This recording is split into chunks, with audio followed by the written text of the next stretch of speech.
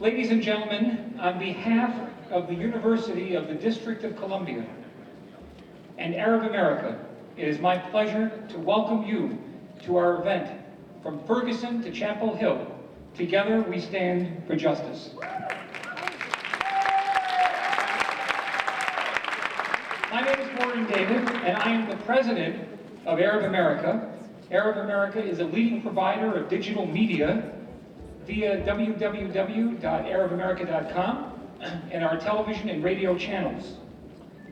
Tonight's program was the vision of Arab America and UDC staff members John Gordon Jr., Director of Communications, and Michael C. Rogers, Vice President for International Advancement. Thank you both gentlemen for helping us to put this event together tonight. And you can give them a hand if you'd like. This evening we commemorate Black History Month, sharing the African American history, heritage, culture, and experience. African Americans have a rich history and have made significant contributions to the diversity of this country. We are also making history this evening, and gentlemen, ladies and gentlemen, because of the Arab American community and the African American community together are commemorating in solidarity their shared values, history, and culture. For example, much of the Arab world is in Africa. Egypt, Sudan, Libya, Tunisia, Algeria, Morocco, Mauritania, Comoros, Djibouti, and Somalia are all in Africa, and they're Arab countries. Also, the Arab world is predominantly Muslim, and many African Americans share the Muslim faith with Arab Americans. Tonight, ladies and gentlemen, we stand together for justice. Justice for the struggle of African Americans who have suffered discrimination and prejudice. Justice for Arab Americans who have been consistently vilified and denigrated because of their ethnicity or their religion. Justice for those who are victims of police brutality, Michael Brown in Ferguson and Eric Garner in New York, who were both tragically shot by police. Police brutality and intimidation are all too familiar. Justice for the recent Chapel Hill shootings of Dia Barakat, his wife Yusuf Muhammad, and her sister Razan Abu Sahla, who were shot because of their ethnicity and religion. Ladies and gentlemen, tonight, the African American and Arab American communities stand together in solidarity for justice and equality for all.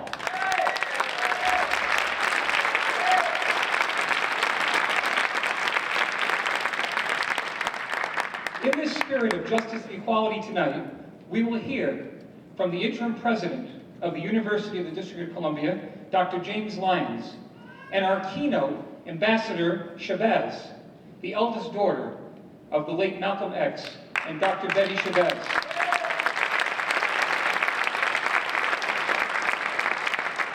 We will also listen to the music of spiritual vocalist Robert E. Person and songstress Lydia Lyon, who will sing in the Arabic repertoire. And we will see a trailer this evening about the critically acclaimed film El-Helm, The Dream in English, Martin Luther King in Palestine. Before we begin our program this evening, I want to take this opportunity to acknowledge our generous and supportive sponsors who made this evening's program possible. Our Champion for Justice presenting sponsor is United Muslim Relief. Please give them a hand. Our Freedom Rider sponsors, Islamic Relief USA, the Saudi Arabian Cultural Mission, the UDC Saudi Student Association, the Qatar Foundation International, and AV Creation. Please give them a hand. And lastly, our community builder sponsors, the Jerusalem Fund, the Muslim Public Affairs Council, the Institute for Palestine Studies, Jewish Voice for Peace, Cultural DC, and the America's Islamic Heritage Museum.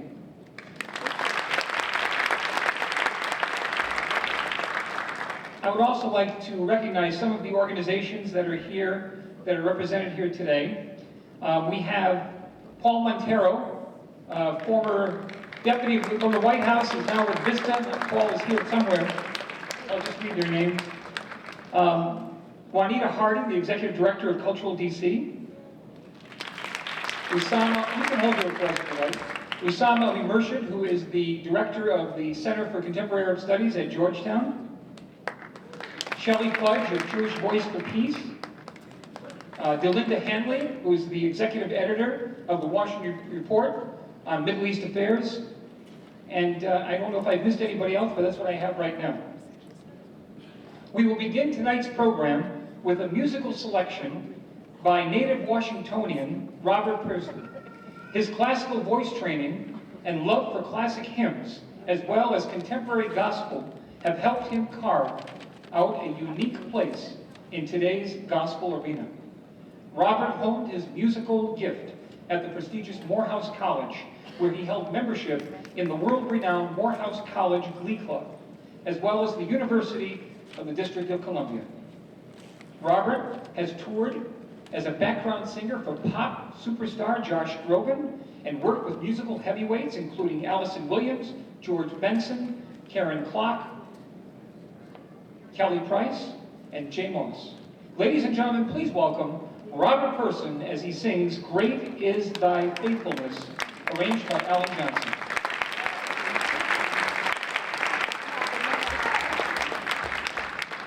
Good afternoon, good evening. It's a pleasure to be home, amen. And it's a double pleasure to be able to sing this particular hymn because it was arranged for me by UDC's own Director of Jazz Studies, Mr. Alan Johnson. So please, amen. So please pray with me and pray for me as I render a great hymn of the church. Great is thy faithfulness.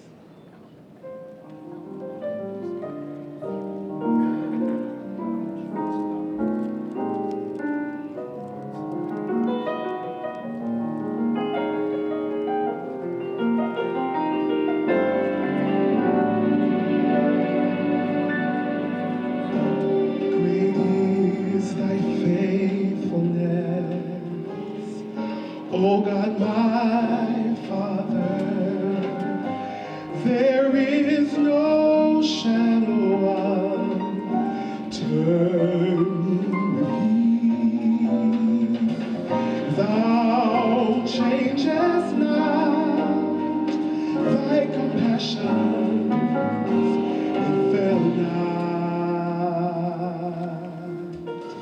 As thou hast been,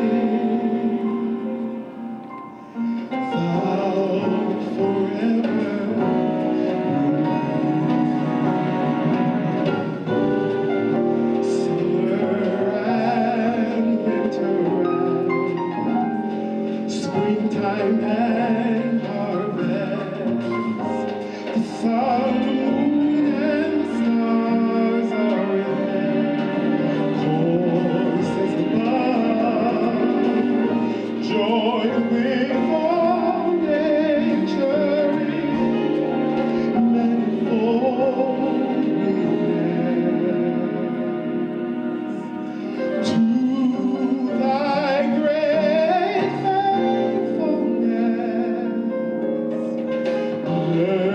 mercy and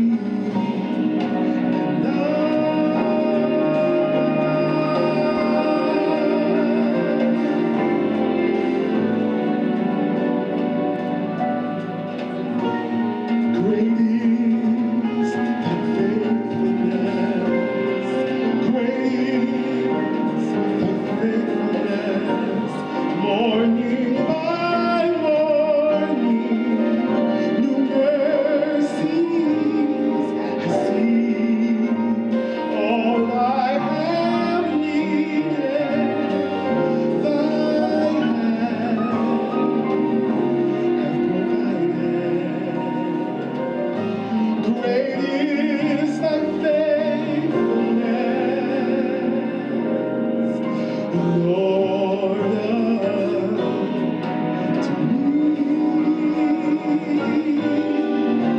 Pardon for my sin, and I have a peace that endureth.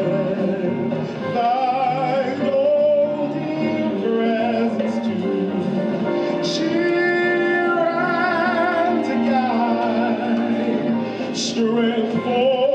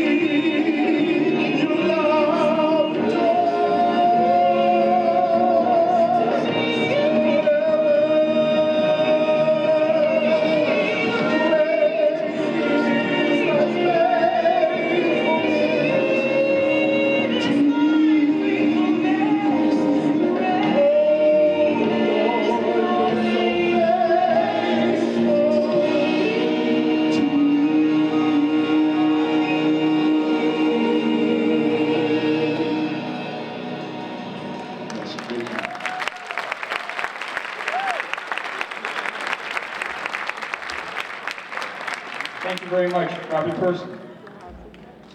Next, we will hear from Interim President of the University District of Columbia, Dr. James Earl Lyons. Dr. Lyons served as Maryland's Secretary of Higher Education and holds advanced degrees in educational management from the University of Connecticut and the Harvard University Institute for Education Management. Since assuming the presidency at UDC, Dr. Lyons has charted a new vision. I thank the Arab American, Mr. David, thank you so very much for partnering with the university, because it's only fitting that we have such a program at our university, because we were founded amid struggle. Imagine a white woman shortly after the Civil War deciding that she wanted to start a school for black girls, a university for black girls here in the District of Columbia. And just imagine the challenges and the battles that she went through, the struggles, the injustice, and also imagine the coalition that she had to put together in order to make that dream a reality. And here we sit and stand today at the University of the District of Columbia, which was her dream. So we know something about the struggle. We know something about injustice, and we're happy that we're a part of it. This is also a very special occasion for me to sit and listen to Ms. Shabazz. We're delighted to have her with us. I had the, yes, please.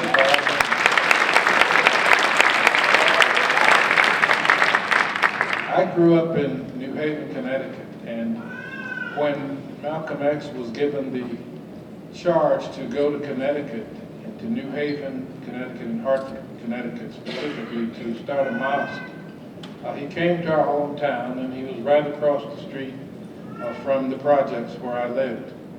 And once a week, he would come to New Haven, Connecticut, and go upstairs and talk to us about his dreams and his vision.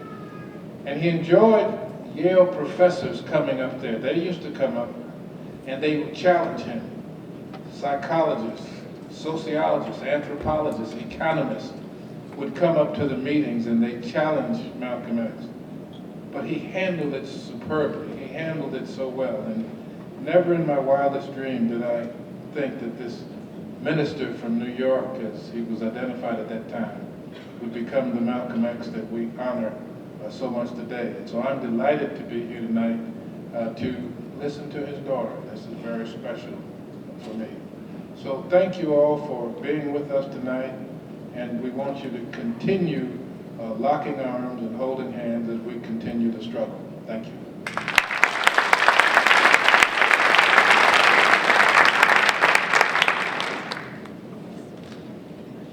Thank you, Dr. Lyons. Next, it is my pleasure to introduce you to an aspiring performer who is currently studying music at the renowned Berklee School of Music in Boston. Born in St. Louis, Missouri, she began her career performing alongside great musicians such as Earth, Wind and Fire, The Roots, Bilal, Wycliffe Jean, Alison Krauss, actor Kevin James, Regina Carter, and the Eagles. Recently, she has studied the Arabic music genre, and tonight, she sings a composition entitled Al-Hilm Al-Arabi, the Arab Dream. As an added note, she does not speak Arabic, but sings in Arabic. You be the judge. Please welcome vocalist Lydia Lyon.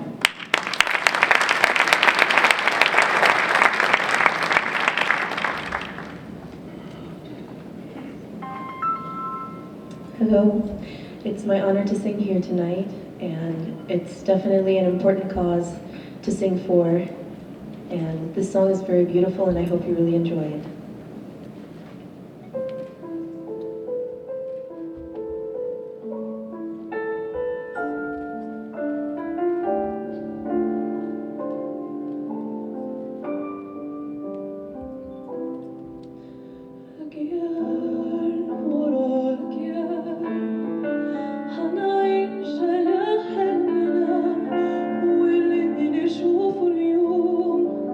محسوب على عمرنا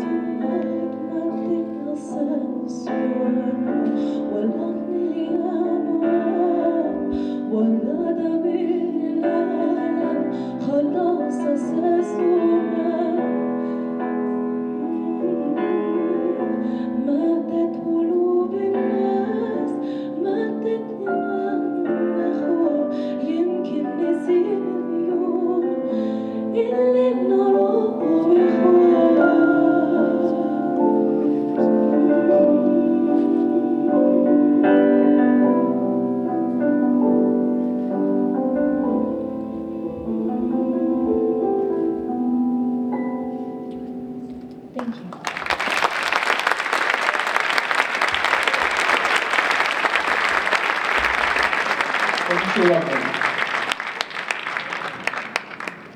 Tomorrow evening, continuing our salute to Black History Month, Arab America and UDC will show the critically acclaimed film El-Hilm, Martin Luther King in Palestine, an illuminating and moving documentary by award-winning producer Connie Fields, who will be here tomorrow evening. The film follows an African-American choir on their journey in the West Bank to the occupied Palestinian territories as they sing in a play that brings Martin Luther King Jr. and the civil rights struggle to a Palestinian audience. El-Hilm, in Arabic, the dream, brings together the African-American community, which has long suffered from civil rights oppression, and the Palestinians who have been locked in the nightmare of an unjust occupation. Let's watch a preview of the film.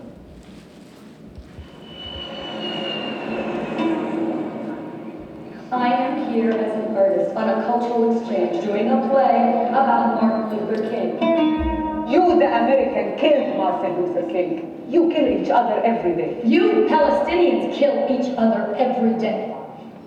And the one thing we did right was the day we started to fight. Everybody expressed surprise that I was going to Palestine.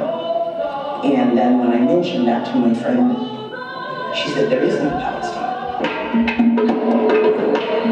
It's kind of dangerous area. And we're bringing gospel message in this play. These are going to be Muslims. They're not going to like this. I don't know how it's going to work.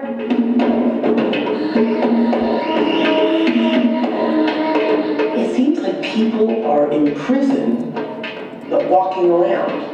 There's all these keys and gates and doors and walls and stops. I look at many of their, I don't know how they get up and how do you function and still be creative? How? نقول لكم اليوم يا أصدقائي رغم أننا نعاني من معضلات اليوم والغد إلا أن الحلم لا زالت روحا.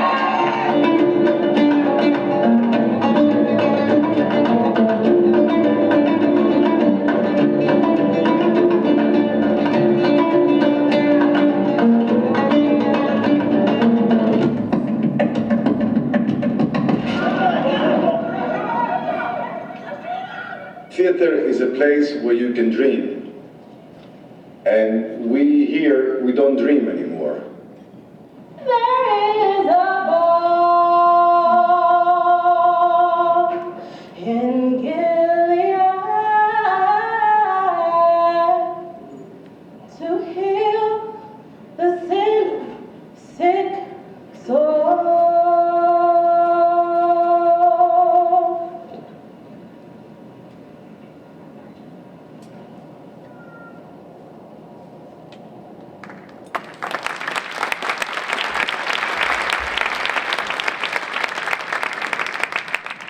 That's tomorrow evening, so remember, if you can attend, we'd love to have you. Again, please welcome Lydia Lyon as she sings a selection by Roweda Atiyah, Shusal al-Haki, translated from Arabic, How Easy to Talk. Lydia Lyon.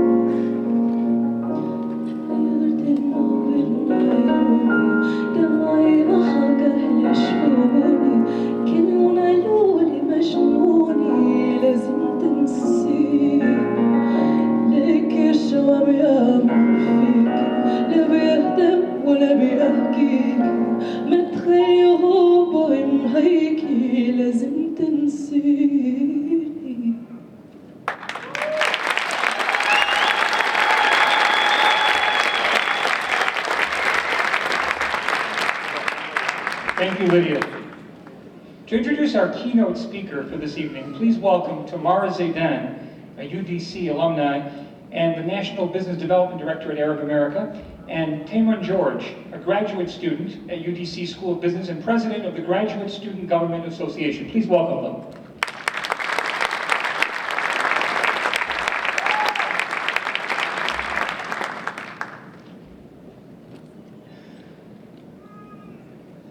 Thanks, Mr. David.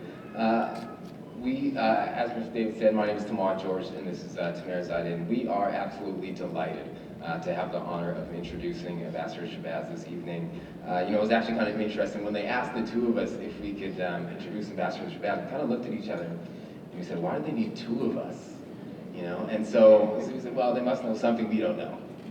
And so we started doing our research and we started to look at her body of work over the many years and what she has done and what she's accomplished. And we quickly realized that that is a job for two people. So we're very happy for there's two of us up here tonight to share this opportunity. It's uncommon to find someone who has contributed to multicultural diversity the way Ambassador Shabazz has. And we are truly grateful that she's here with us this evening. So thank you again. Ambassador Shabazz is, of course, as Mr. David said, the oldest daughter of Malcolm X and Dr. Betty Shabazz, and has certainly created her own path as an artist, a performer, a producer, a lecturer, an author. Her work has been featured in Time magazine and Ebony magazine, just to name a few. Ambassador Shabazz has been invited to participate in the U.S. State Department diplomatic briefing forums, and also, amazingly, the United Nations. And in 2002, upon several years of personal service, the former Prime Minister of Belize personally recognized her as a key advisor on international cultural affairs and appointed her Ambassador at Large in perpetuity. And that is only part one. Part two. Good evening, everyone. As Mr. David mentioned, my name is Tamara Zaidan. Ambassador Shabazz is the founder of many organizations, including Tapestry Bridge, Legacy Inc., Everybody Has One, the Pilgrimage Foundation Inc., the Humanity Passport Project, and the Malcolm X Birthplace and Foundation.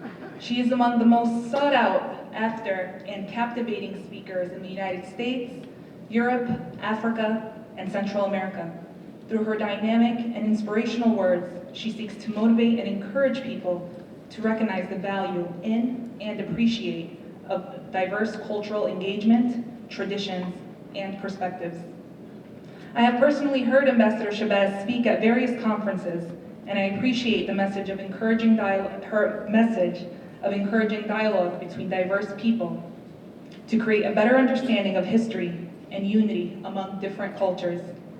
Please help us welcome the dynamic humanitarian, Ambassador Shabazz.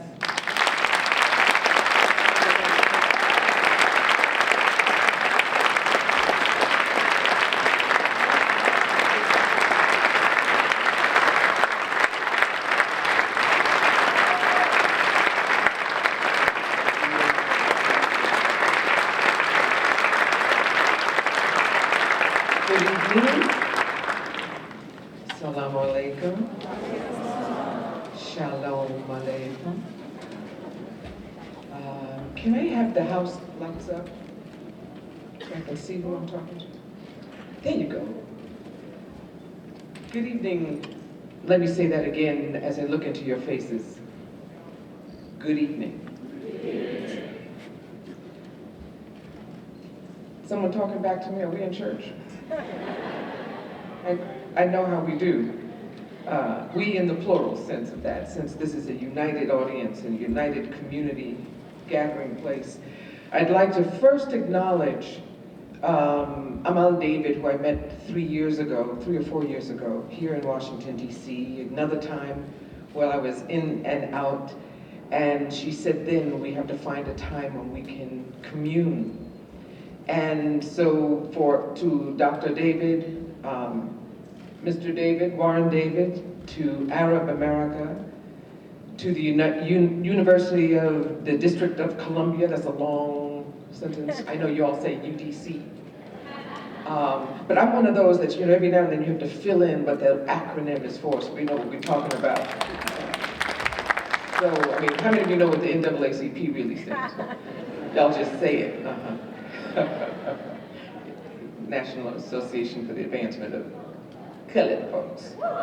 And once upon a time it was one branch of color. Now we're talking about the globe of color, which is really the majority, yeah? I just thought I'd add that in. We're not being taping this, are we? I'd also like to, on that list, acknowledge John Gordon, who I got a chance to meet for the first time last evening, but whom my office was working with. And most certainly the two students, or alums, that introduced me, Tamar Zayden and Timan George. Thank you, wherever you all went to that quickly. The vocalists.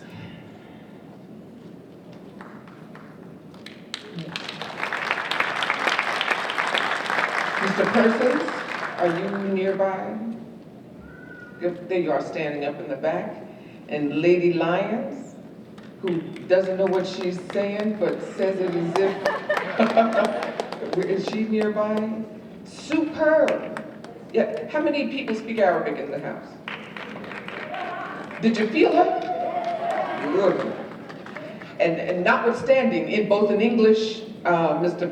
Persons and Lady Lyons as well. Just absolutely moving, and as I shared with those putting the program together, often someone will put me at the top and I just feel like I'm talking to matter, M-A-T-T-E-R, when I really like to be at the bottom so I know what the community I'm dropped into is indeed embodying, expressing, and feeling. And so I requested to be towards the end so that I could hear it all and speak to it all. Is that clear?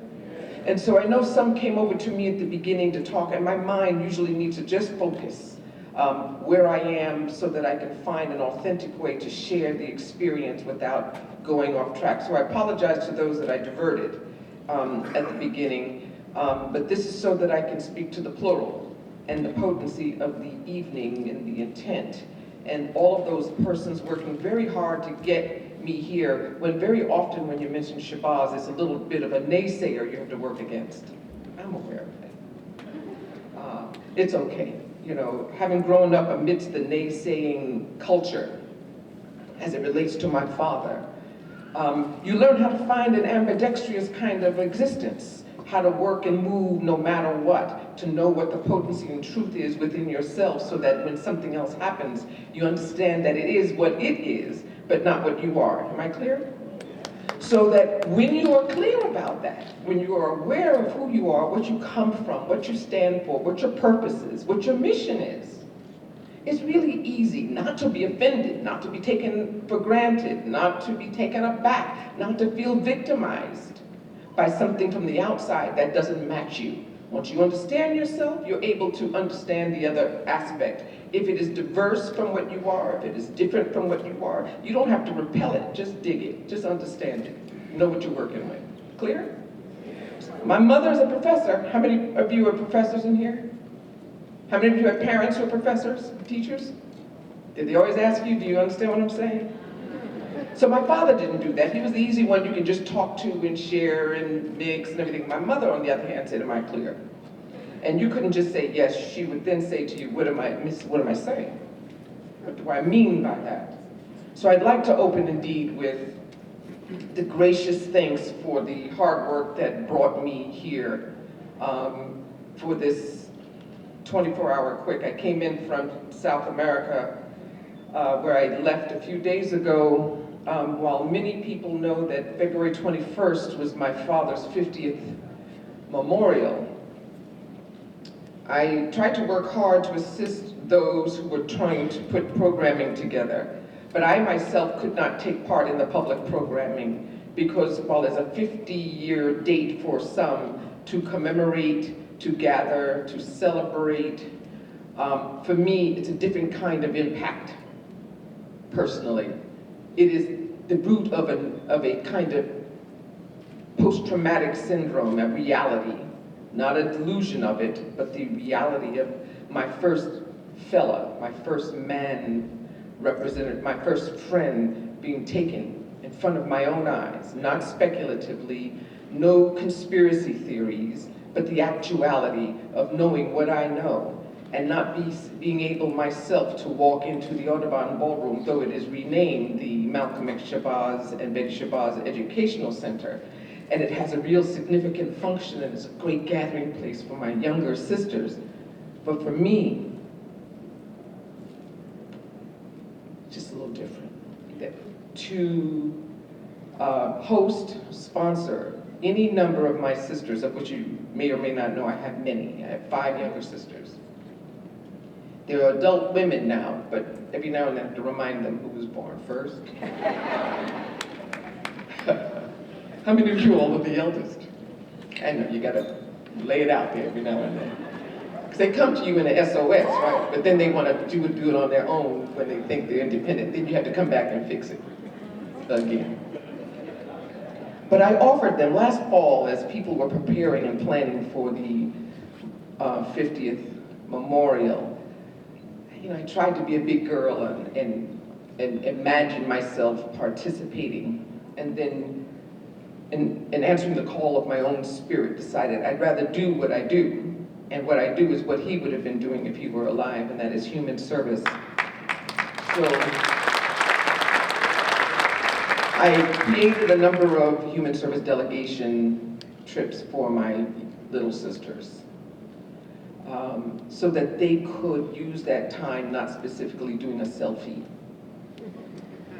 somewhere on an occasion that was not really celebrative for us. And as time gets by, it just becomes a thing for some. And in the absence of my mom, there's a lot that has gone on that has not been so fitting of how, if my parents were here, they would treat others. So I did that, and they are just now returning from having been abroad in villages and orphanages and surroundings where the care needed to have a laying on of hands and experience. And already they said, I want to go back. That to me as a big sister means much more, that they get to spend that day planting and engaging and taking a quiet moment to understand what their parents lived for, what they would be doing with their time, and in the restlessness of what is going on in our culture and our surroundings today would not just merely be at a party. So, as I understand why we gather on this particular day here, and that the meaning has changed since I was initially asked to come, and then with the date of the recent losses in Chapel Hill,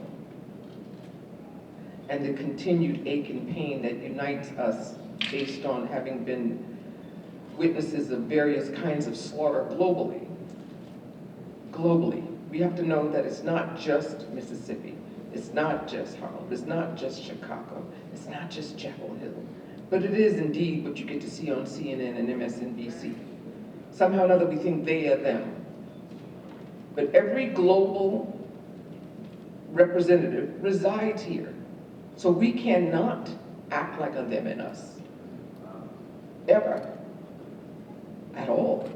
And I appreciate what Mr. David said at the beginning when he united the cross-sections of what indeed becomes the shared experience of Black Americans, I quote, and Arab Americans, and that if you say African Americans, it actually merges a greater part of that population.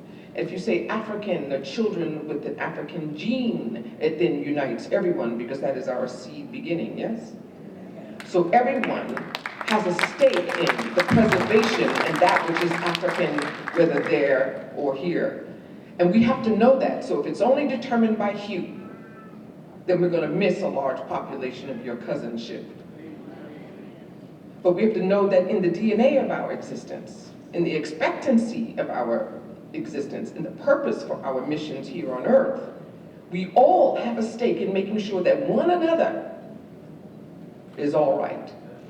So if you don't speak in, Arabic talking, and yet you can convey such a music in a second or third language, God bless you. If you are speaking to a faith, whatever your theology is, and you are saying, what's the name of it, Brother Persons? Great is thy faithfulness. It made me want to jump in there and sing with you, or sang with you, because I get it.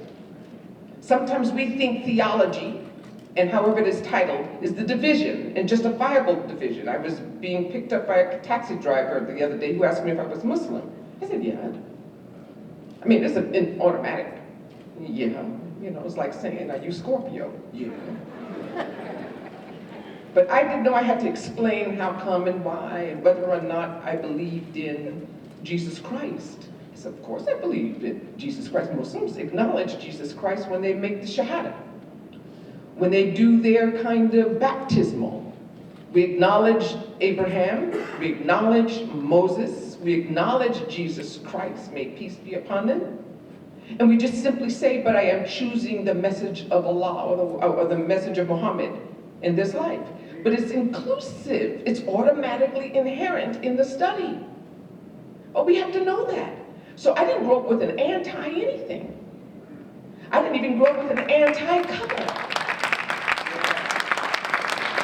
So when we excerpt or define the paragraphs that we live by, or the headlines of Malcolm, and you say, like Malcolm said, really ask yourself, did Malcolm say it, or was he speaking on behalf of somebody? Don't perpetuate my father. In this 50th year, I'm done. I'm done with the misquotes. I'm done. That was one of the things the 50 years did to me. The weariness on my body says no more. We get to write our paragraph. We get to define our headline. We get to determine the intention and the message of what it all means. And you have to determine that for yourself and not let someone else define that. Who you are, what you come from, where you're going, what your mission is. We have to determine that. And when the headline is wrong, even if it's somebody that looks like you, correct them. You have the right to do that. So I'll start by saying Shabazz. Let me hear you say it. Shabazz. Not Shabazz. Okay, we got that? Shabazz. Put a little breath in it. Doesn't that feel more authentic? I know. Every now and then I meet a Shabazz. I know the difference. You know, how many Shabazzes in the house? Heard there was some Shabazzes visiting. If you want to be a Shabazz, be a Shabazz. Let me say that the struggle is not new at all. And I ask yourselves to add a name, and that it didn't just start between Mississippi and North Carolina. That might be new for you today, but when every time we make it seem like it's just now, it gives too much space and room for somebody to make you think it's new. It's not new. And you have to go back hundreds of years and add that name, add a scribe, so that every day we are living with the message and the intention, and those that are lost. For every empty seat, there's a spirit present. For every empty space next to you, there's a spirit present. For every grandmother or grandfather that is gone, there's the spirit present. For every people that have been taken unjustly, their spirits are present. So we cannot act like we are separate from, and that we got out easy just because we are walking and are living. We are walking on behalf of those who have gone before us. Know that. There's a responsibility we have to set the pace for those that come after us. That can't stop. For every African that had been enslaved and is no longer with us, they moved and acted so that you could be here gathered on this university. For every suffragette that worked on our behalf, it is so, such as the founding of this university, so that we could be here in union, and so on and so on. And for those that seem to have no sense to their being taken, we got to give purpose to it. It's not going to bring them back. I know that with my dad. The picture of him is not enough for me. It's really the little small voice I get to hear that encourages me. It's the smile that I know that was meant for me. It's my mother in her absence that every day when no one was liking us much as Shabazzes, stood strong and became the example of why we were a dynamic people. Am I clear? Now I know I'm supposed to wrap this up quickly, and very often I love to have interaction, and the small time makes me feel I'm kind of hitting and running, but I want you to know that it matters for me to be here tonight. It matters for me to have taken the 2 planes and come abroad. Because of the effort of union, cultural union. I live my multiple. So there are people that say, wait a minute, sister, why don't you just choose one? Well, wow, you only have one? You only have one something? You have to figure out, somebody has designated where we belong. So we are easily managed. And when we're managed, someone divides and finds dissension. So we have a crisis that reminds you that you're alike, but we were alike before the crises. Right? So the beginning of our reason to do what we need to do together pre-exists the trial. So we need to start that now. So I'm going to ask you ahead of time, look at the person to the left and the right of you. Introduce them, even if you know yourselves already, know one another. Shake their hands. For those of you that don't shake, acknowledge. Introduce yourselves, reintroduce yourselves.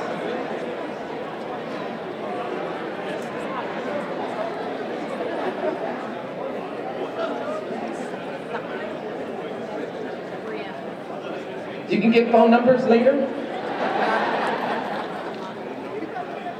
Now to those very same people to the left and to the right, the front and the back. Take a moment, look into their eyes, and genuinely, sincerely say, I wish you the best, but if you get there before I do, take me with you.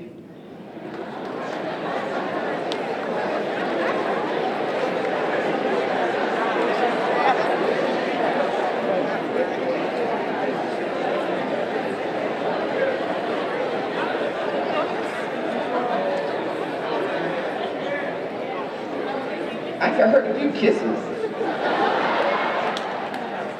And now with that, the power vested in me, I pronounce us all brothers and sisters.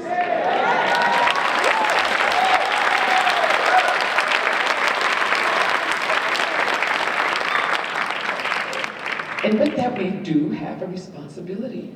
You want to hear anybody talk about your friend. You don't want anybody having a misgiving about that person you just met tonight. You can't allow it. You can't stand for it. I've been on planes where people think they guessed, they looked at me, and they feel like it's safe, and then they talk about a people. They don't know if that's part of my multiple, but I let them talk. They put the foot all in their mouth. And I offer a few comments. You know, every now and then we think we got to set it straight at the beginning. No, let them show their hand. You don't have to show yours. What's going to come out is going to come out. Plus, I'm always on a long flight. So I need to make sure that I give them some room, and maybe in the conversation it'll shift a little bit, and they'll realize that, you know, we are part of the plural population, and that I am not who they thought I was. And maybe when we get off, they may realize, as I said to one man, that, well, you know, we may meet in the future, and my granddaughter might be marrying your grandson. He said,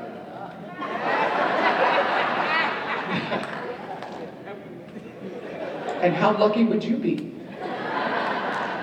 So my dad said, and I myself have dyslexia, so I don't bother to write things down. However, I want to always get quotes correct, and my father once said, "Ignorance of each other is what has made unity impossible in the past. Therefore, we need enlightenment. We need more light about one another. Light creates understanding, understanding creates love, love creates patience, and patience creates unity. Once we have more knowledge or light about each other, we will stop condemning one another, and a united front will be brought about."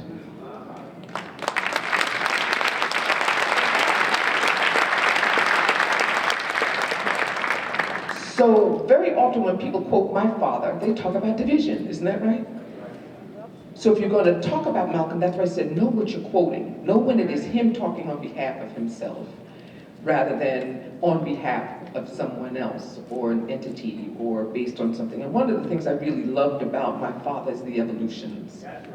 And revolution is mistaken, but the evolutions means every time you're in a situation and have a conviction, because every stage he was in, he was trying to work through. And then on Sunday, he'd have a different experience and realize a new lesson. And he talks about in his quest for truth, you have to have the flexibility to have an open mind. So you can have a conviction, but leave, some room in the box for that experience. Mindset. People control us by that. My father used to say the greatest tool of the oppressor is the minds of the oppressed. Now, there's no particular color on that. It could imply colonial, it could imply systems, it could be the people at your job, it could be in your house, it could be the oppressor is that which will rob you of being yourself. Period. And you give in. Hence, the oppressed. It's the bullying, it's the peer pressure. It's when you have an opportunity to be kind or uplifting and choose otherwise to rip the carpet underneath someone else's. So oppression doesn't have to be forceful, it can be sly. So you have to recognize when something is not in your best interest. And it doesn't always mean you have to retaliate or react, just be clear. Just know what it is. So you're either not going there again or you're prepared. So if you're at work, you gotta work there, but at least you know what the game is. If you're in school or in a classroom and the teacher doesn't like you, or our mother, we couldn't tell that to my mother. Teacher doesn't like. I didn't send you to school for the teacher to like you. So that couldn't have been an excuse that we could have used. The thing becomes, in spite of whether the teacher likes you or not, I sent you there to learn. So you have to know your mission by any means necessary, yes? You have to know what your position is by any means necessary. It doesn't mean affront, it just means knowing it and excelling at whatever your goal is by any means necessary, right? It can be in a whisper, it can be real quiet, it can be how you love somebody by any means necessary. It means how you teach somebody by any means necessary. It means getting the job done right by any means necessary. So don't let, again, someone take it and quote it, and I always hear it all on the wrong stuff. And then somebody that looks like you says, Brother Malcolm. Not so. So if you have an adversity on something, put your name on it. You don't have to put my dad's name on it. Put your name, claim it when it doesn't fit you, when there's an adverse feeling. You can say, like Malcolm said, and use an actual quote and understand the context of the quote, but don't do him any favors by taking him out of context. Is that clear? Am I clear? All right, because I'll know where you live. No, I don't. But God does. And I've already asked him to follow you. No, I'm sorry. Another thing, Shabazz, is people never understand our humor. People think, it's a little too sarcastic. How many of you think I'm sarcastic? You think, you do? You think I'm sarcastic? So, is that a bad thing? No. Yeah. Very good. It's not really sarcasm. Sarcasm has a kind of like ill intent. This is kind of like in fun. If you're comfortable with yourself, it won't hurt.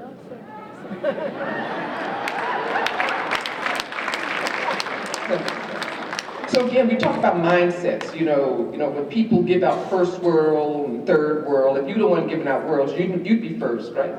So Victor, how did that happen? You know, I was getting my nails done about 20 years ago with a friend of mine who's from Vietnam, and I said something to her about the third world, and she asked me, who is the third world? And I realized I didn't want to say to her that from the context in which it was meant, she would have been. And I realized it's not my place to undermine her like that. In a unanimous fashion, when that was given to me like that, I thought, wow, I won't use that term. And what are we defining by value? What are the assets? What are our currencies? How are we determining that? Third world based on poverty? Do you mean money? Do you mean housing? Or do you mean the soul, or the courage, or the character of a people where we go? My sisters were in Haiti. Some of the conditions were not so up to par, but the dignity of the people, first world. Proud, clear. We talk about Palestine. Which Palestinian doesn't want to be Palestinian, despite the atrocities? Which Native American going through things would not want to be Native, and so on and so on. We have to know what our stock is, so that we are not being given a lesser place in our culture. When people talk about minority, how many of y'all are minorities? Okay, in what space? At UDC, you're a minority? In Chocolate City, DC, you're a minority? In America, you're a minority? On the globe, are you a minority? It all depends. It's just a figure of speech. It's a number. So I may be a minority as a person who is 5'10", but I'm not inherently minority. I am actually inherently majority, but I don't even have to say that much. And if you're working on your multiple, meaning all of the characteristics in which you function, which you claim, for me it can be black, female, Muslim, New Yorker, all of those things.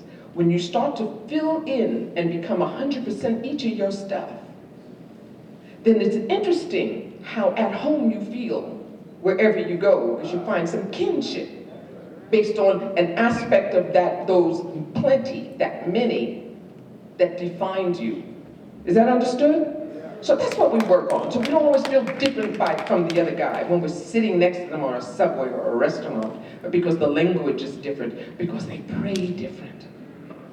Have anybody here that is Christian gone to a mosque or a masjid? Has anyone from a masjid gone to Sunday service? Has anyone of the two gone to a synagogue? Has anyone prayed mass? I mean go to one another's.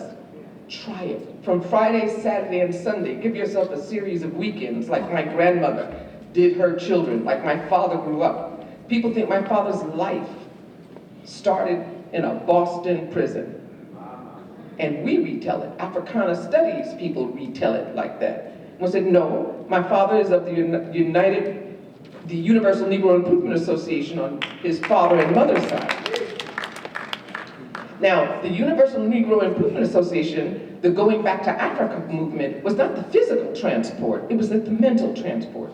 And that when you come from the Caribbean, and that you know your global self, it doesn't have a hue, it just has a potent origin. And that unites all. That's the seed behind my father. And my grandmother, who spoke 4 languages and translated for the Negro World paper, took her children every Friday, Saturday, and Sunday to a different holy house. And on the ride back, they would discuss the experience.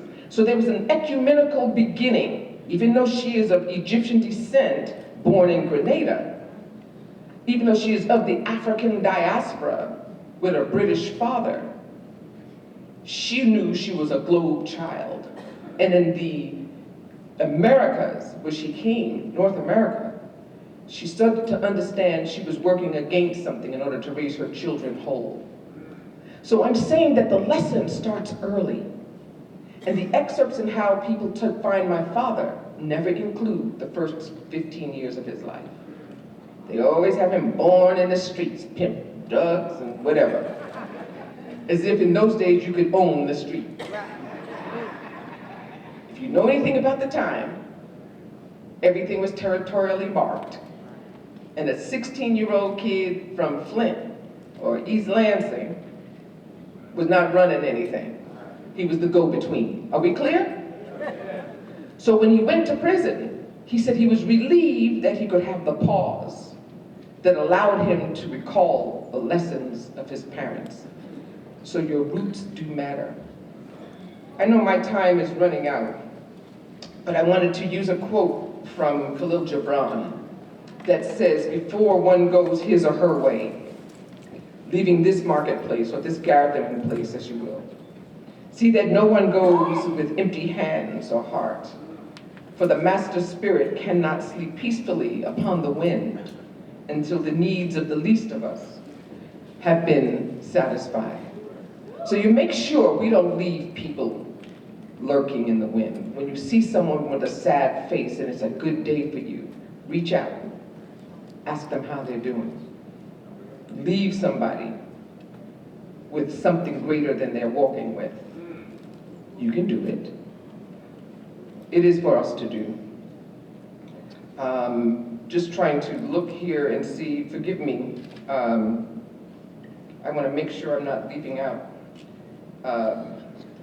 as I stumble. No, I don't, no, look. See, and y'all talk about me for going overtime if I did. So I know that's a church thing. Is that my little cousin Yuki? Hi, Puddin'. I got a couple of relatives in the hizzy. Isn't that nice? I haven't seen you in 30 years. No, but we don't have a lot of time. I want to respect those who've come for time. I am a time person.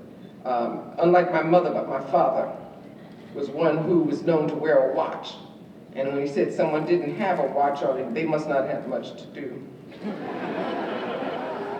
I know, some of y'all are, hiding this right now.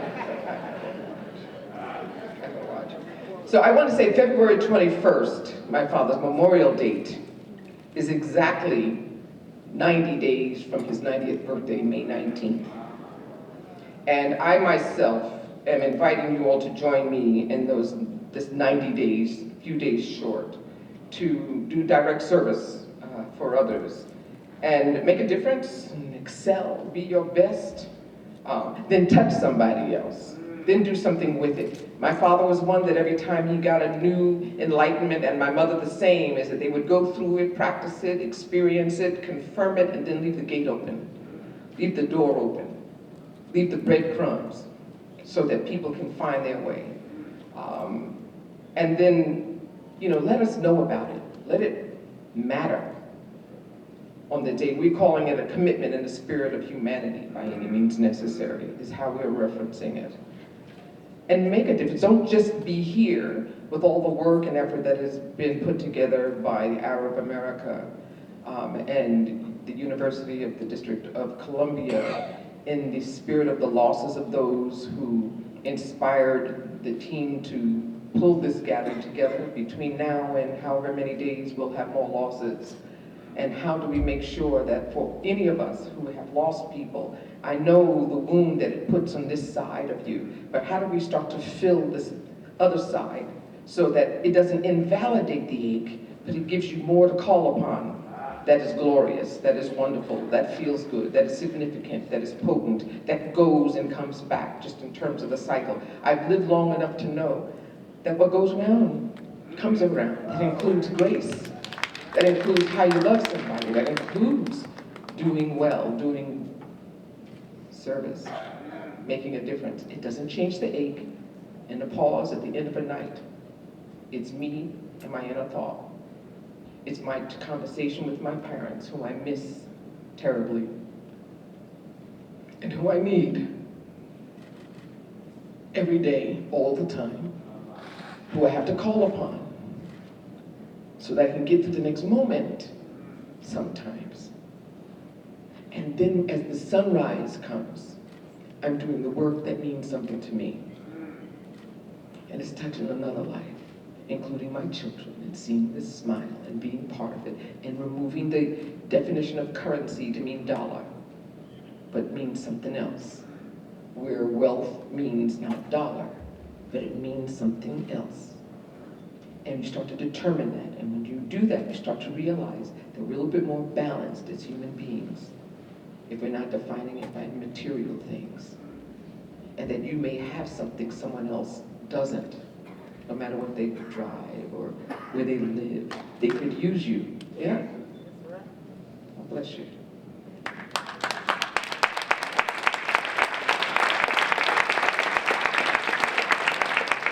I will conclude. There's another quote here that I had of my father's, but in the interest of time, I will wrap up and just say that every day I have to affirm meaning to my life, so it's not just language. And that I don't stay curled up because of the truths of not just my loss, but the ones that you all are either experiencing or witnessing, and it's not over. So how do we strengthen ourselves in the meantime? How do we assure that we can recognize where our values are unbendable by another swear? How do we make sure that our life has purpose, so that when you unfold from that recoiled position, you're familiar with the next step, the next move? We know what ache is. What does joy feel like? We know what loss feels like. What does abundance feel like? We know what anguish feels like. What does triumph feel like? And help somebody else figure that out themselves. And as my father would conclude, may we meet again in the light of understanding by any means necessary.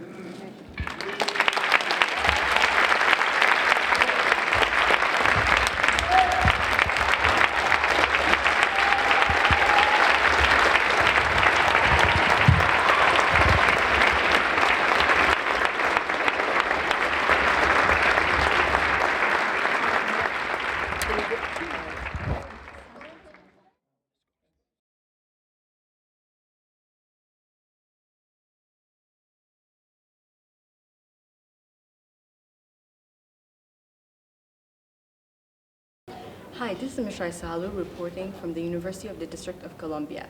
I have here with me today Ambassador Shabazz, writer, humanitarian, and daughter of civil rights activist Malcolm X. Ambassador Shabazz, thank you so much for your time. Thank you. Let me add, and daughter of Betty Shabazz, Dr. Betty Shabazz. Thank you so much. Took them both. As an advisor on international cultural affairs and project development for the nation of Belize, you are on the world stage.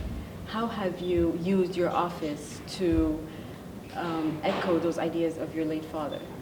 Well, I would say of the lineage of my grandparents as well as both parents, that the title in and of itself is just exemplary of the life I've lived prior to my appointment in Belize. That is really a bestowed honor. But in addition to Belize, it is really the world stage of humanity, and wherever there's a deficit, I am one of those on a list of others that tries to find ways to bridge those gaps. Belize allows me a welcomed place to regard its people and engage its people and invite international persons to come down and implement some of those particular projects and components. How do you think we can address the rise of police brutality against African Americans, Muslims, Arabs? What can we do about that? First of all, it is not new. It is only being highlighted and showcased now. It is only the footage that gets out. That I would venture to say that between the 60s and now, it has certainly gone on. It's just not had the kind of reverb echo that we have, and where we connect the dots, and that we're young people. It takes young people all the time to dare to care out loud. There are parents before you that experienced it in their youth, and at times when you get to a certain age, the fatigue of the crises may render you quiet.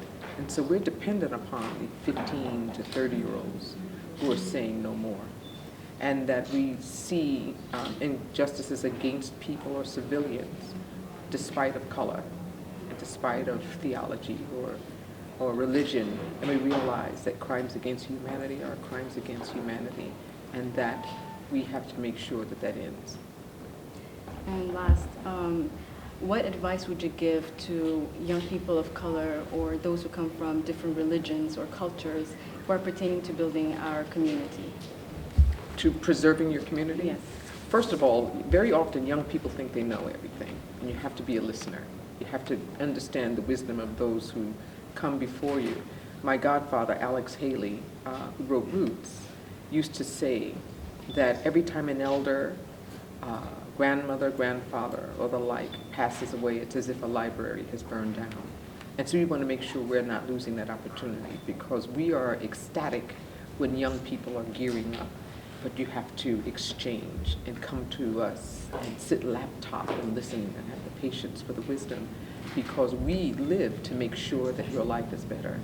And so we wait for you to pick up the baton as young people and know your way, and then come back to us with guidance and encouragement.